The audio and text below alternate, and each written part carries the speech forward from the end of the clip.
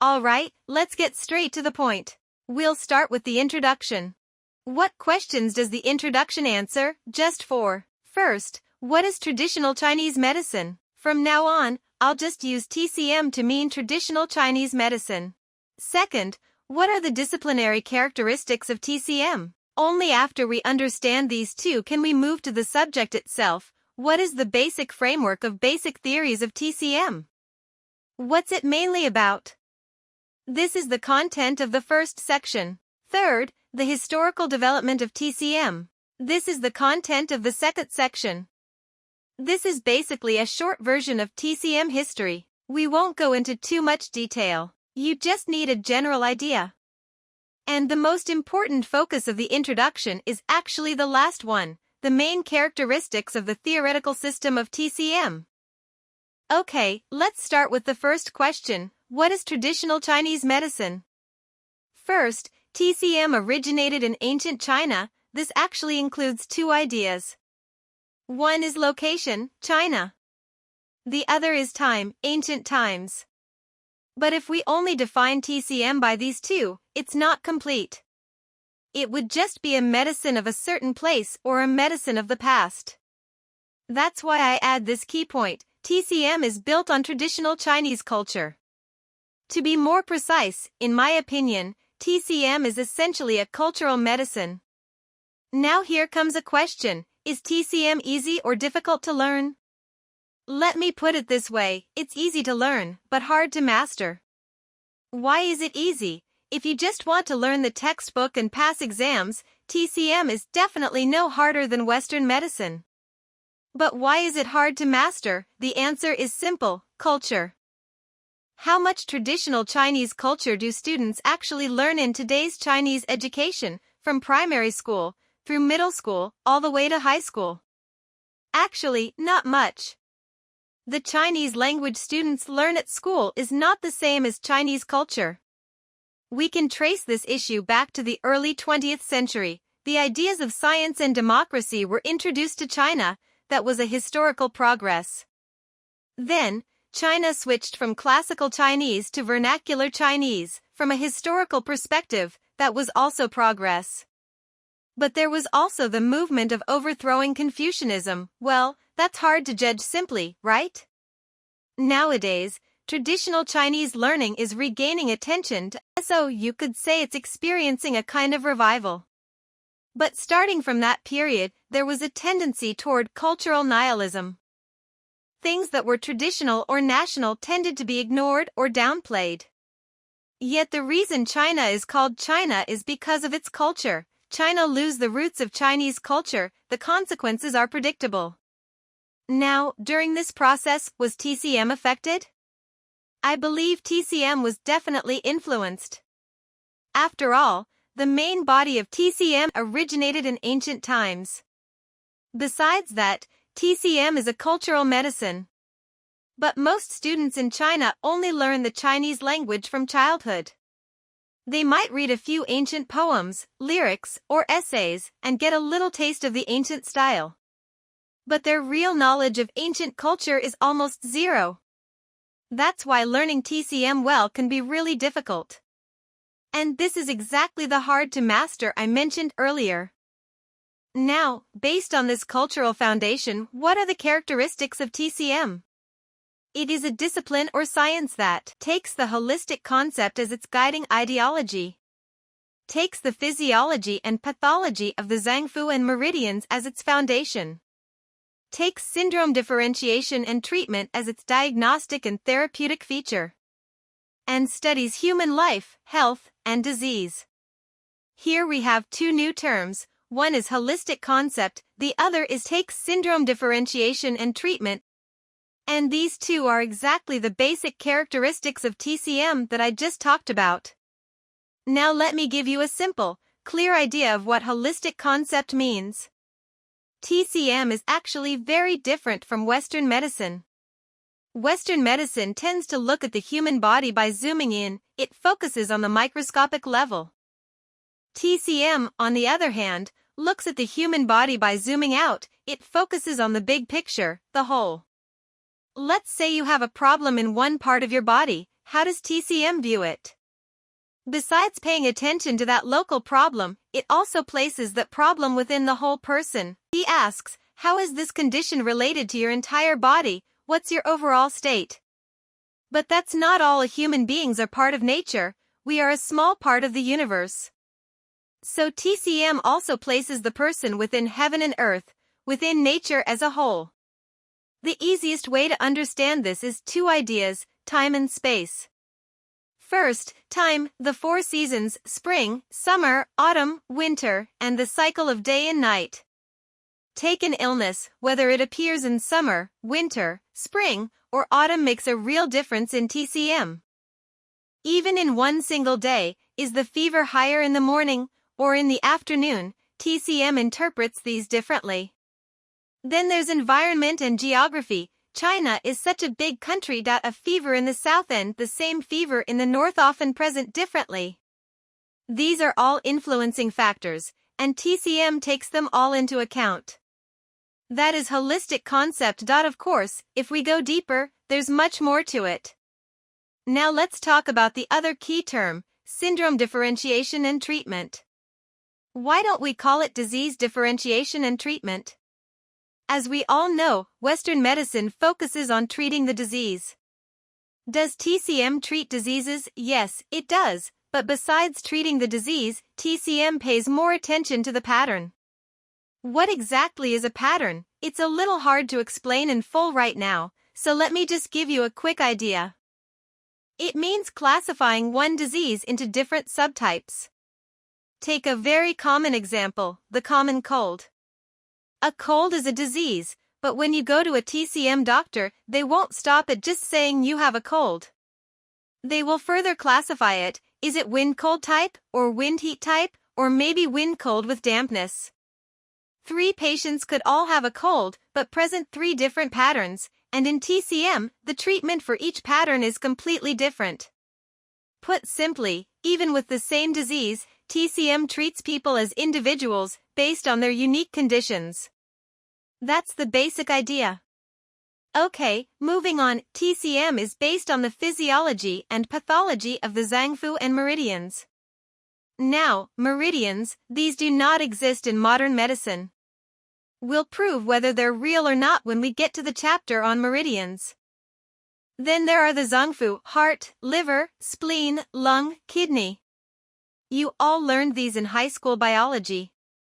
But be careful, TCM's heart, liver, spleen, lung, kidney have the same names as Western medicine's organs, but their meanings are not exactly the same. There are similarities, but also big differences. It's hard to say which one is more correct, because they belong to different medical systems.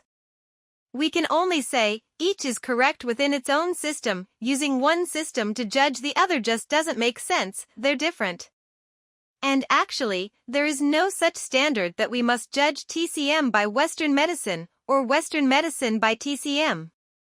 It's like climbing a mountain. You take your wide main road, I take my small narrow path, both can reach the top. But the views along the way are different. You can't say only the scenery you see is right, and what I see is wrong. You just see different things.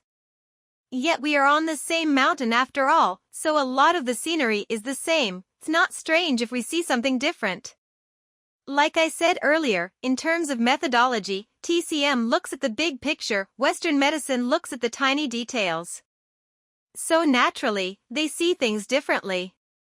At the end of the day, TCM is a science that studies life, health, and disease. Actually, this sentence works for any kind of medicine, both Western medicine and TCM. But here's the difference, the focus is not the same. Western medicine probably puts more emphasis on disease. In TCM, the focus on life, health, and disease is more balanced. For example, health cultivation is really popular in China, and almost all health cultivation books are about TCM. The idea of health cultivation is not about treating disease, it's about the pre-disease state, about maintaining good life and health conditions. It's not that Western medicine ignores life and health, but its methods are not as systematic or easy to practice as the regular, structured approaches in TCM. So TCM has a clear academic advantage when it comes to health cultivation. Now, let's look at the key point, the theoretical system of TCM. This is how we should describe it. Take a look at this diagram. Let's break it down. First, the scientific methodology of TCM is based on ancient Chinese philosophy, qi, yin-yang, and the five elements. These three philosophical ideas form its view of nature, its view of medicine, and its methodology to build the entire theoretical system.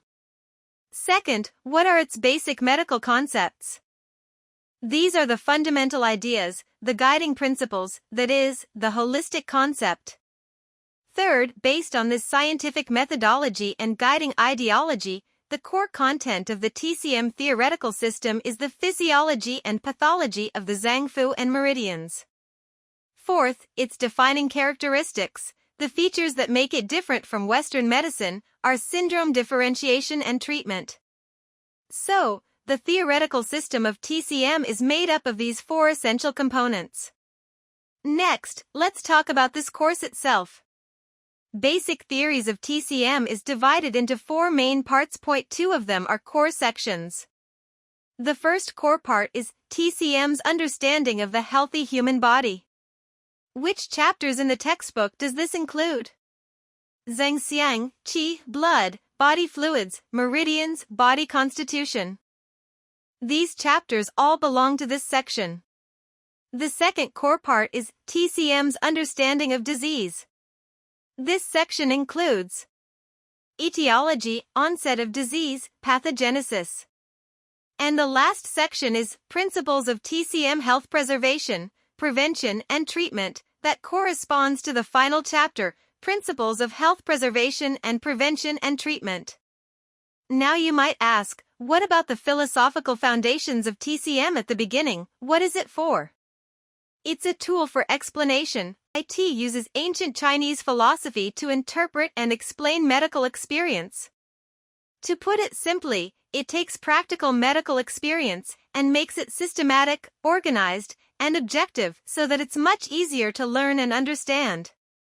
But here's something important to keep in mind, you need to take in these ideas gradually as you learn. Don't try to change your whole way of thinking overnight. It's impossible to immediately decide that TCM is scientific just like that. For now, just follow the pace, slowly get used to this way of thinking, until you go from unfamiliar to familiar. Now, you might ask, what books should I read? I won't give any recommendations yet. Many students are too eager. They ask, should I start reading Huangdi Neijing or Shanghanluan right now? My advice first, lay a solid foundation, get the basics clear first. Because if you have zero basic TCM knowledge and jump straight into those classics, you could spend 50 minutes and still have no idea what you just read. But once you have the basics, you can read the same text and understand it in just 5 minutes. Reading those classics too early is just not worth it. After all, we need to use our time where it matters most. Okay, next we'll talk about the disciplinary nature of TCM. First of all, TCM is in natural science, and it has the characteristics of both natural science and social science. First, let's be clear, what is natural science? Natural science is the study of the laws and essence of the movement, change, and development of matter in nature. Why is TCM a natural science? Because TCM studies human beings, and humans are physical beings. As I just said, TCM places humans within heaven, earth, and nature is also physical. From this perspective, TCM is first and foremost a natural science. Next, social science. Social science studies the laws of social development, movement, and change. Why is this related to TCM? Because human beings have social attributes. We are not like physics or chemistry. The object TCM studies is human beings. This is reflected in the holistic view of heaven, earth, and humanity as one unity. Earlier, we talked about the theoretical system of TCM, and its guiding principle is called the holistic concept. Where did it come from? It is shaped by the characteristics of Chinese culture. Chinese culture emphasizes that heaven, earth, and humanity form one integrated whole. It is good at understanding things from a holistic concept. Specifically, in TCM this means: first, TCM views human beings as both social beings and biological beings. We are not just biological creatures with biological properties. More importantly, we have social properties. We are always observed within the context of nature and the universe. This idea comes from the holistic thinking in Chinese culture, the concept that human beings have both natural and social attributes, which is rooted in the Chinese cultural idea of man-nature unity. Second, as biological beings, TCM emphasizes integration of the form and the spirit. The concept of integration of the form and the spirit originally comes from ancient Chinese philosophy. Form, in modern terms, refers to structure. Spirit refers to function and activity. For human being, integration of the form and the spirit means the unity of physical form and life phenomena, the unity of structure and function. When we combine these two ideas, they form the holistic concept in TCM. This leads TCM to connect human beings, nature, and society into one complete, organic whole. This viewpoint serves as its medical view and forms TCM's holistic medical model. This model was established as early as when the theoretical system of TCM took shape, starting with the Huangdi Neijing. In contrast, Western medicine did not fully realize that human beings have both biological and social properties until the mid-20th century. That's when it began to emphasize the biopsychosocial medical model.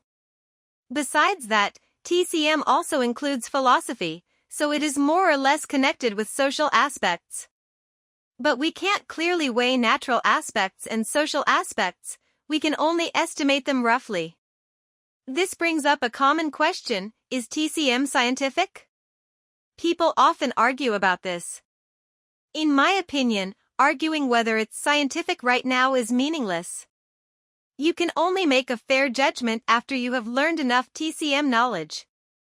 But let me tell you one thing first: those who say TCM is not scientific are usually judging TCM by the standards of pure natural science.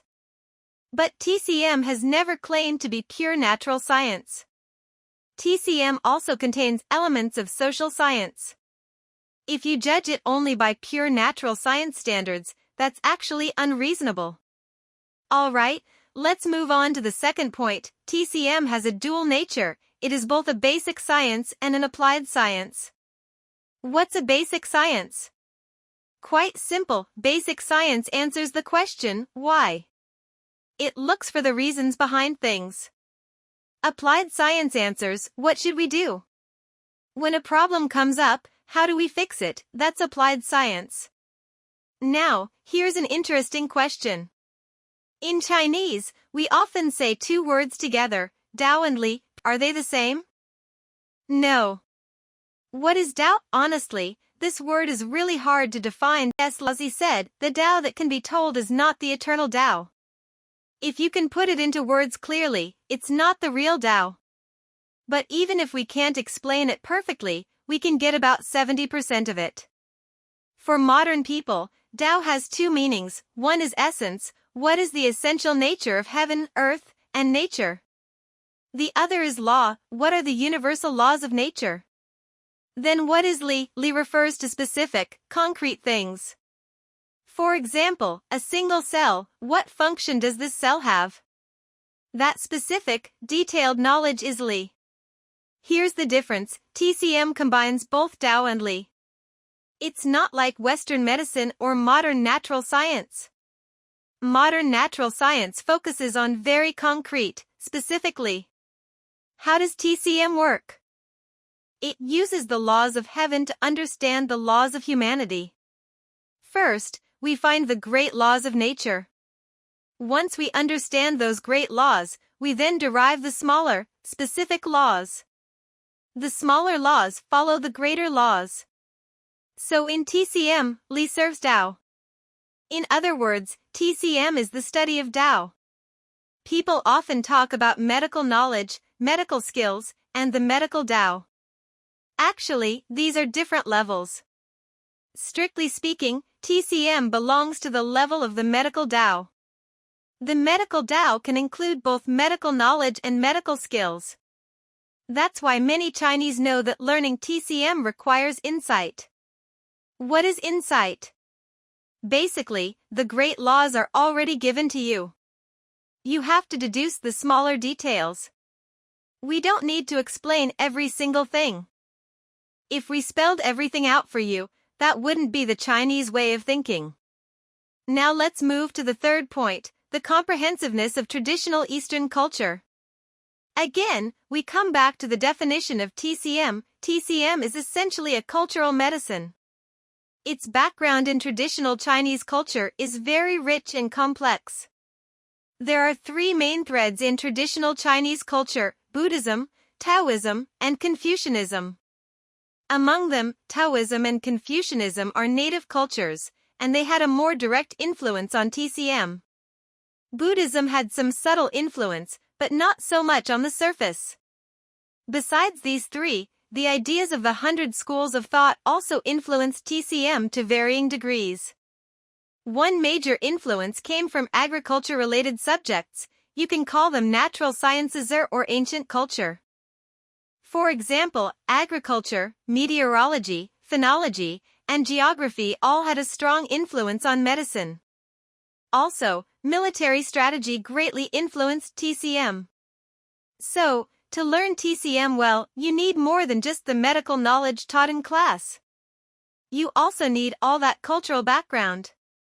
Finally, we have the integration of science, benevolent art, and practical skill. We won't discuss the science part right now. Forcing it into our discussion would be meaningless. We'll talk about it gradually, as we go through related content later. Next is skill. TCM places great emphasis on skill. Why?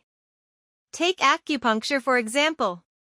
The same point, the same needle, but for some people it works, for others it doesn't. The key difference is the technique. Another example, even when two doctors make the same syndrome differentiation, one prescription works well, while another doesn't. There are so many Chinese herbs to choose from, and they form complex combinations. Add one herb, remove one herb, or use different dosages of the same herbs, the effect can be completely different. So there's a lot of room for personal skill here.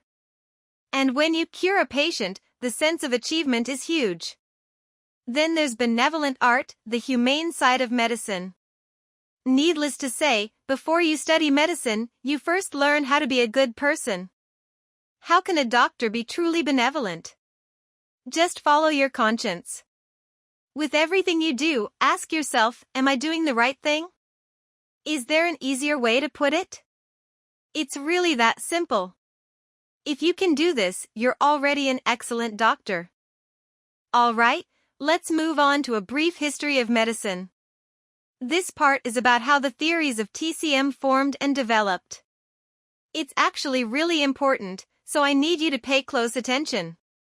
First, let's talk about the basic conditions for its formation. For TCM to take shape, we needed a foundation. What was that foundation? It was the accumulation of medical knowledge. That's the big premise. The Huangdi Neijing is seen as the landmark work that marked the birth of TCM.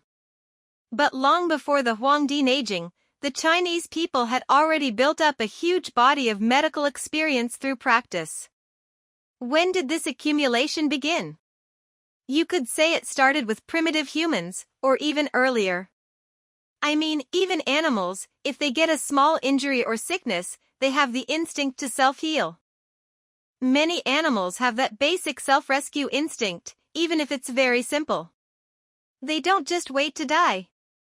By the spring and autumn and warring states periods, China's medical knowledge had already become quite rich and well-developed. And once it was rich enough, there came a natural demand to elevate practical medical experience into a systematic theory. After all, experience is one thing, theory is another, they're not the same. Now, what exactly is medical experience? Let me give you an example. You know those elderly folks with folk remedies? Folk remedies work really well, you use them, and they actually cure you. But if you ask them why they work, they probably can't explain the logic clearly. That's medical experience. But a real medical system uses experience guided by theory. For example, this prescription is for clearing heat. This one is for nourishing qin. This one is for tonifying the spleen. You have to be crystal clear about the principles behind them. Only then can theory guide your practice. Second, for TCM to build its own theoretical system, it also needed a foundation in natural sciences and social sciences. During the Qin and Han periods, natural sciences made extraordinary achievements. We're talking about fields like astronomy, meteorology, phenology, agriculture, and so on. All these helped lay the groundwork for constructing our medical system.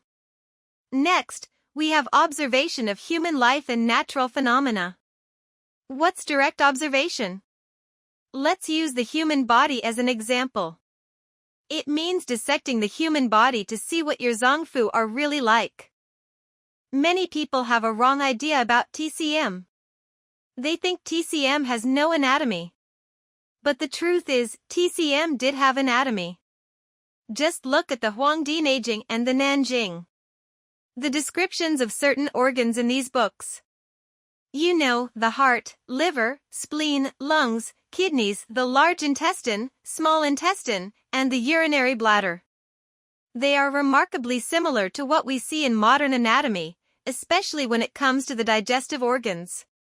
In fact, if we look at the history of anatomy, the Huangdi Neijing was the first to introduce the concept of dissection. Think about it, any medical science that studies humans cannot do without understanding the human form. It must have a morphological basis. And the achievements in anatomy during the Qin and Han periods? They provided exactly that crucial morphological foundation for the establishment of the TCM theoretical system. At least during the time of the Huangdi Neijing, anatomical knowledge in TCM was not behind any other medical system in the world, including Western medicine. You see, China's oldest surviving medical classic is the Huangdi Neijing. The earliest surviving Western medical work is the Hippocratic Corpus. If you compare these two books, our anatomy was just as good. Some parts were even very accurate when measured against modern anatomy. That's direct observation. But some of you might ask, if we had direct observation, why did anatomy become less important as TCM developed over time? Why didn't TCM keep going deeper and more microscopic like modern medicine does?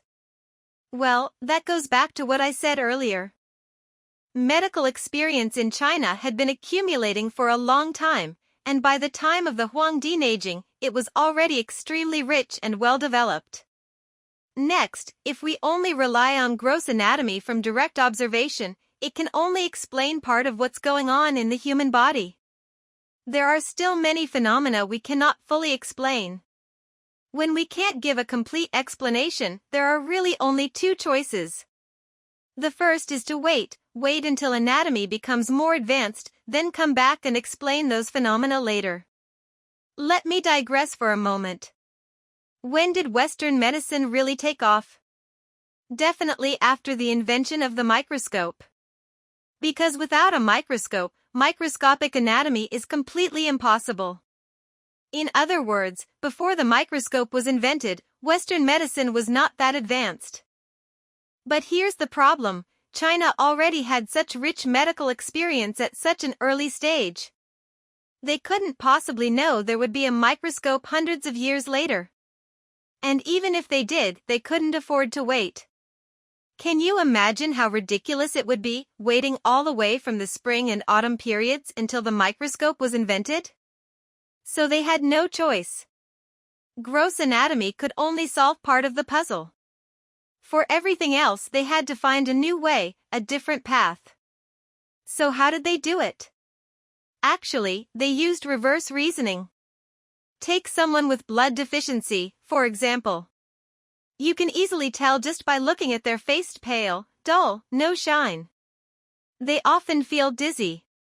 Women may have scanty menstruation, or even amenorrhea. You don't have to cut them open to check if they have enough blood. But if you say this is just guessing, how do we verify it? Simple, after making this guess, I use blood tonifying methods to treat them. If the patient gets better, that proves me right. We can totally use this method, inferring the inside from the outside. It's just like geology.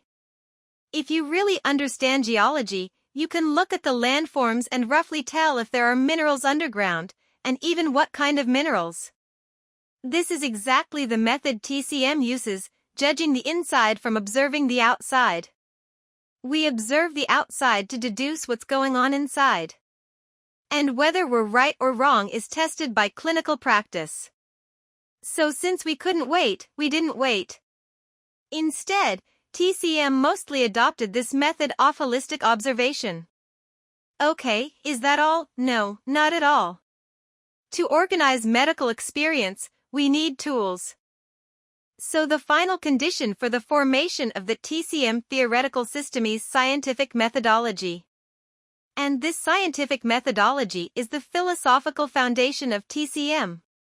It just so happened that during the spring and autumn and warring states periods, many schools of thought emerged. We call this the 100 schools of thought. We chose from these theories those that were suitable as reasoning tools.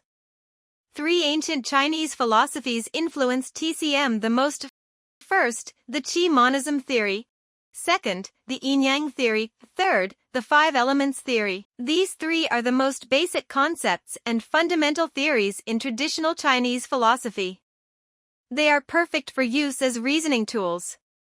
So TCM took Qi monism theory, yin-yang theory, and 5 elements theory as its scientific view and methodology for building its theoretical system. It used basic categories and concepts from ancient Chinese philosophy to summarize the long-accumulated medical practice and biological knowledge before the Qin and Han periods, and built its own theoretical system.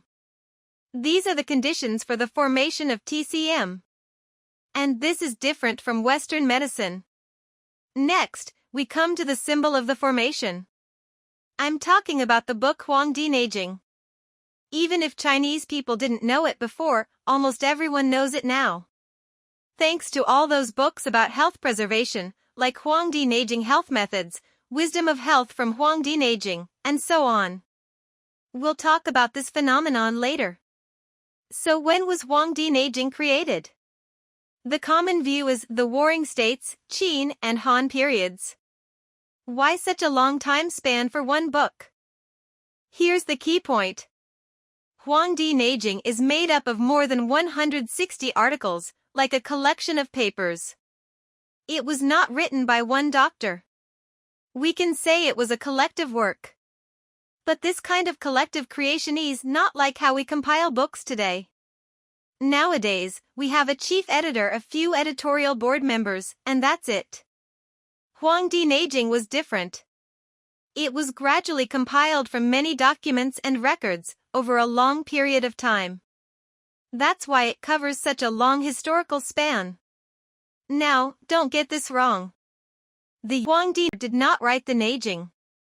Ancient Chinese people loved doing this kind of thing. What do we call it? It's called attributing the work to a famous figure. Just think, Chinese civilization has such a long history. The Huangdi couldn't possibly have lived during the Warring States, Qin or Han periods. But if you publish a book and just label it collective work, who's going to read it? So ancient people were actually pretty good at marketing. Ha ha ha. They used a famous name to attract attention. And if you want fame, who is more famous than the Huangdi? So they chose the Huangdi. That's why it's called Huangdi Neijing. And it also called the Yellow Emperor's Inner Canon. The whole book is structured as conversations between the Yellow Emperor and Qibo. It's a fictional scenario where the Yellow Emperor and a medical teacher named Qibo appear in the form of a question and answer dialogue. Now, according to modern research, the Huangdi Neijing was actually completed during the Han Dynasty. But we can't rule out that some chapters came from the Warring States period. Most scholars believe it was finished after records of the Grand Historian, because records of the Grand Historian never mentions the Huangdi Neijing, but only a few decades after records of the Grand Historian, other ancient books began to record it. So that's probably when it came out. The Huangdi Neijing is usually divided into two parts, Lingshu and Su1. For most TCM majors, Su1 has a greater influence. Most chapters in Lingshu focus on acupuncture.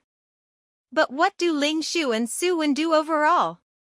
They built the basic framework of TCM. It includes everything: TCM physiology, pathology, anatomy, diagnosis, treatment, health cultivation, prevention, and so on.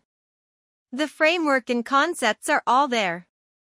But pay attention, I said framework and concepts.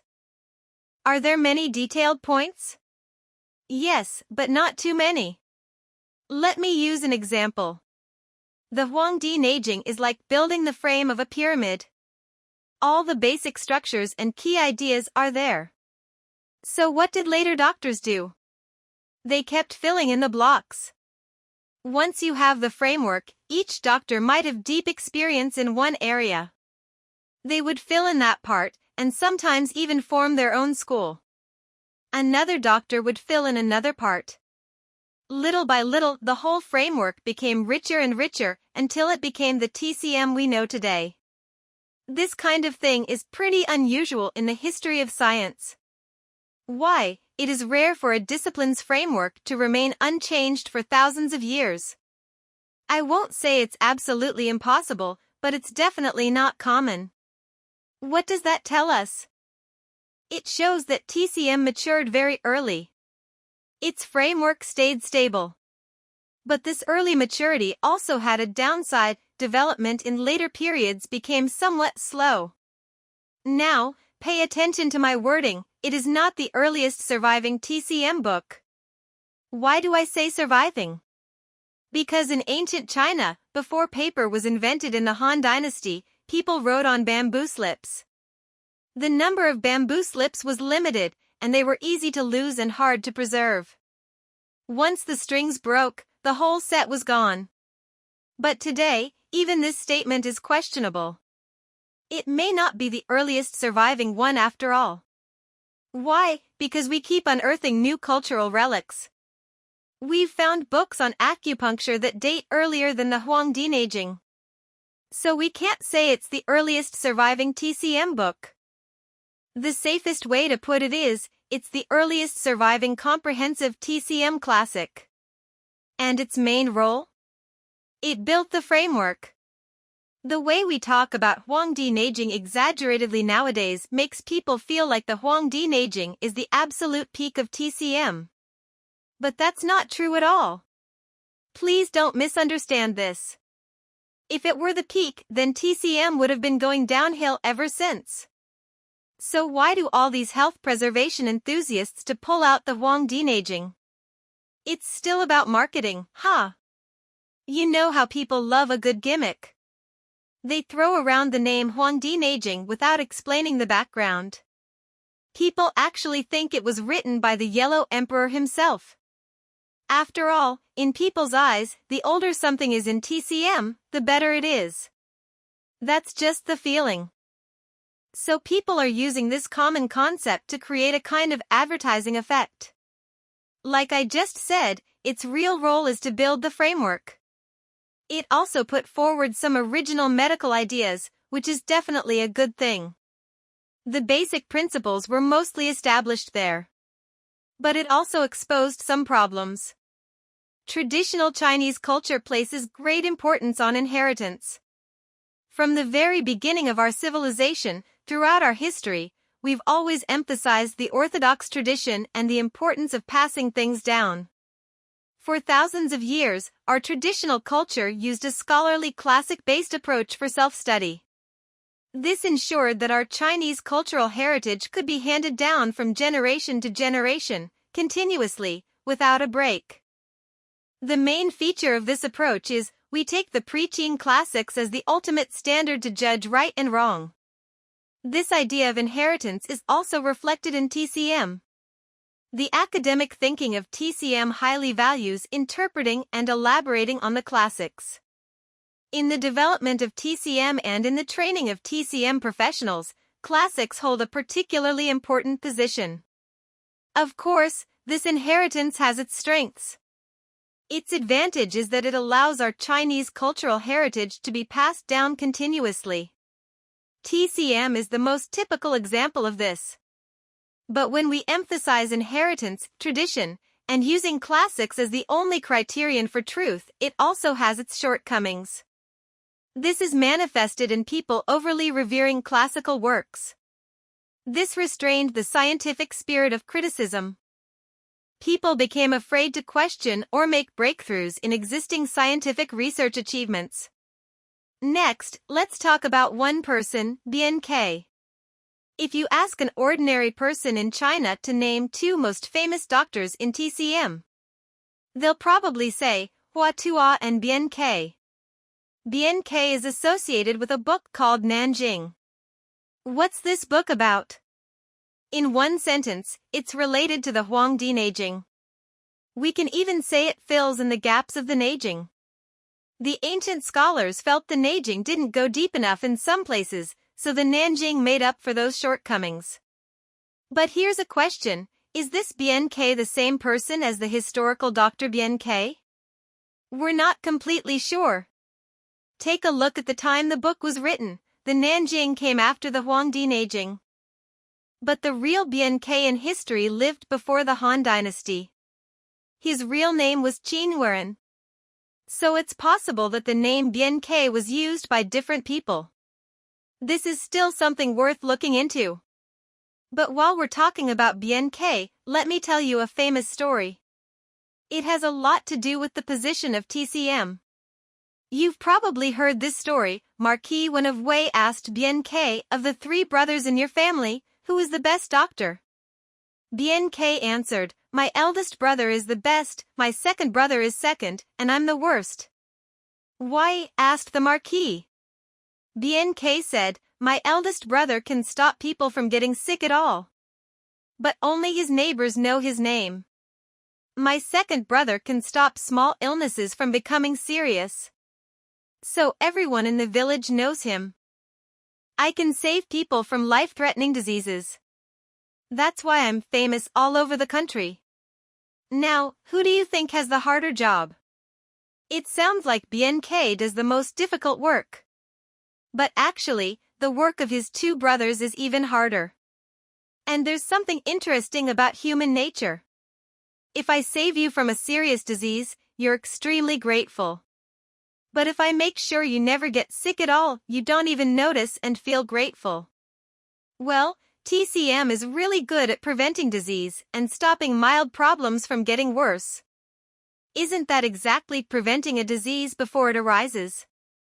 Western medicine, on the other hand, focuses more on treating diseases after they appear. To put it simply, Western medicine is a bit like Bian himself. TCM is more like his two older brothers.